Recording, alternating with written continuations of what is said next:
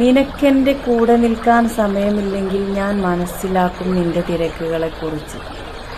നിനക്കെന്നെ വിളിക്കാനോ സംസാരിക്കാനോ സമയമില്ലെങ്കിലും ഞാൻ മനസ്സിലാക്കും നിന്റെ തിരക്കുകളെക്കുറിച്ച്. നിനക്കെന്നോട് ചാറ്റ് ചെയ്യാൻ സമയമില്ലെങ്കിലോ അപ്പോഴും ഞാൻ നിന്റെ തിരക്കുകളെക്കുറിച്ച് മനസ്സിലാക്കിയിരിക്കും. ഒരു പക്ഷേ നാളെ നീ എന്നെ മറ്റാരുടെയെങ്കിലും കൂടെ കാണുമ്പോൾ ഇന്നലെ ഞാൻ നിന്നെ മനസ്സിലാക്കിയതുപോലെ നാളെ നീ എന്നെയും മനസ്സിലാക്കണം.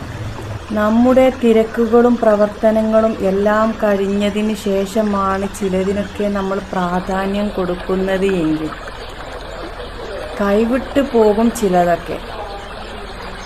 ഒരാൾക്ക് കൊടുക്കാൻ പറ്റുന്നതിൽ വെച്ച് ഏറ്റവും വലിയ ഗിഫ്റ്റ് ഏതാണെന്ന് ചോദിച്ചാൽ എനിക്ക് ഉറപ്പിച്ച് തന്നെ പറയാൻ പറ്റും നിങ്ങളുടെ ടൈമാണെന്ന്.